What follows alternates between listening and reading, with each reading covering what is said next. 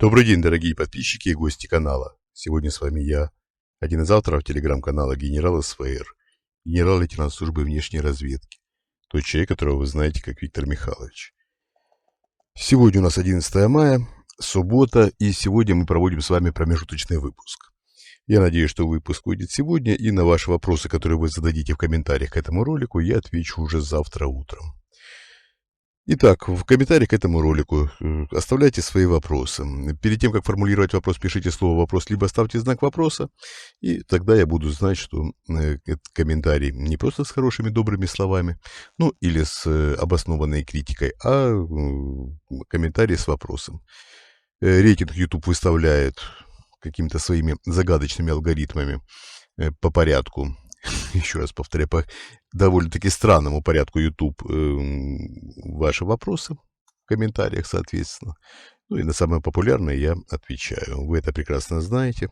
Я лишь вам напоминаю. Также напоминаю, что у нас существует Patreon, в котором я более откровенен, в котором я отвечаю на все вопросы. Подписывайтесь, не пожалеете, будете знать больше.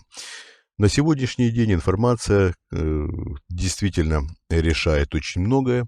Иногда информация бывает не просто важна, а жизненно важна. Предлагаю нашим уважаемым зрителям и слушателям подписаться на Patreon, а тем, кто не подписан на наш основной канал в YouTube, я смотрю, что достаточно много людей смотрят наши материалы без подписки, пожалуйста, подписывайтесь, распространяйте. Ставьте лайки, пишите комментарии, не обязательно с вопросами, пишите хорошие, добрые слова. Все это помогает распространять наши материалы в рейтингах YouTube. Также делайте регулярно запросы в YouTube, генерал СВР, и вам будут рекомендовать, и не только вам, наши материалы. Большое спасибо. Итак, перейдем к событиям. Ну, события самые нетривиальные. В принципе, как мы и прогнозировали, как мы и рассказывали, Мишустин под давлением Китая остался премьер-министром. Мы говорили о том, что Мишустин является креатурой Китая, китайских хозяев нынешнего российского руководства. Забавная ситуация, правда ведь? Многим надо брать пример с китайского руководства. Как добиться успеха? Иметь соседа-идиота, дождаться, пока идиот-сосед начнет творить всякую дичь, всякий идиотизм, и, воспользовавшись ситуацией, взять под полный контроль все имущество соседа-идиота и держать его у себя вассалом. Замечательная стратегия, замечательная. Вы помните, да, что стратегия Китая ждать можно 1000 лет, пока труп врага проплывет по реке мимо. Россия не являлась, по сути, и врагом Китая, но труп друга, проплывший мимо, тоже неплохо. Китайцы восторженно наблюдают за глупостью нынешнего российского руководства, которое само себя загнало в глубочайший капкан, выбраться из которого практически невозможно, нужна полная, тотальная смена режима. Что, собственно говоря, и будет происходить. Китай хочет продлить агонию нынешнего режима. В Китае почему-то считают, что нынешний режим может просуществовать еще долгие годы, и китайское руководство будет благополучно его контролировать. Нет, китайцы очень серьезно ошибаются. Ну да, нам-то на прогнозы китайского руководства, честно говоря, озираться не стоит.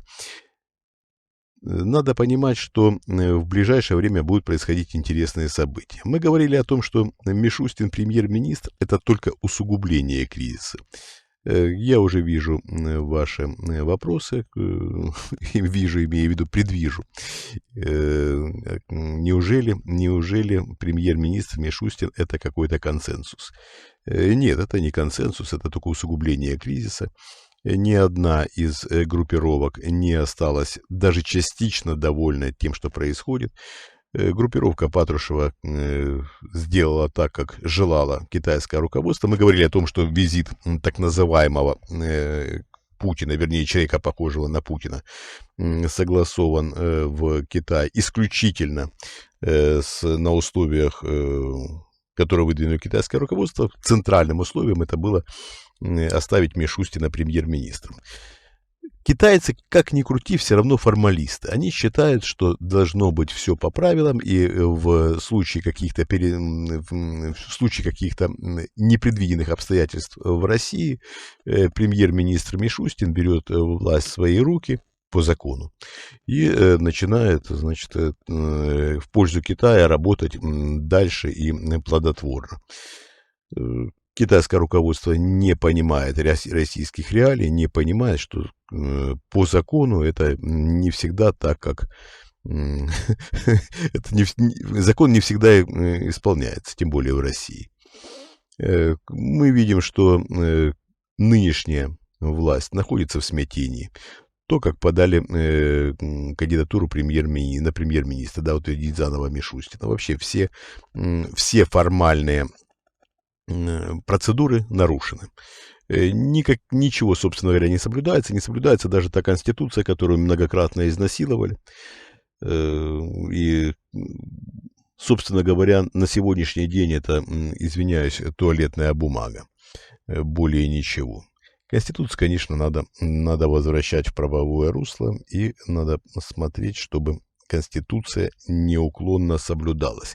Но только Конституция не изнасилованная Путиным, а, конечно, с теми нормами, которые были до президента России Владимира Путина, пока он еще жив был. Ну и мы, конечно, пересмотрим практически все нормы, которые были введены при Путине. Я вас уверяю, в этом плане за нами не заржавеет, ровно как и во всех остальных. Так, давайте немножко обсудим перспективы. Перспективы Политбюро 2.0. Перспективы самые печальные. И, как я уже говорил, ни одна из башен Кремля не добилась хоть сколько-нибудь удобного для нее результата.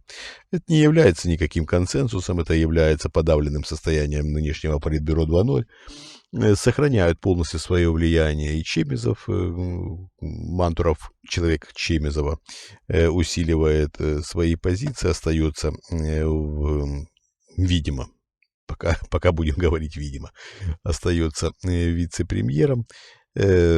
Если сын Патрушева станет еще одним вице-премьером, это будет какой-то противовес. Ну, здесь даже не столько усиление позиции самого Дмитрия Патрушева, сколько остается контроль Николая Патрушева за силовым блоком. Не за всем силовым блоком, за частью, но тем не менее за очень важной частью. Очень важной. Что позволяет Патрушеву находиться в более-менее комфортном состоянии. Война продолжается, война башен. Война будет только усиливаться. Война будет усугубляться позицией Китая. Давайте дождемся визита так называемого Путина, вернее, человека, похожего на Путина в Китай. Я думаю, после этого определится вообще очень-очень и очень многое. Башни и так в непримиримом состоянии. Башни и так пытаются не просто усилить свои позиции, а добиться весомого укрепления своих позиций для того, чтобы вообще существовать в нынешних российских реалиях, в нынешних политических российских реалиях. Ну, все уже будет и довольно скоро. Итак, как я говорил,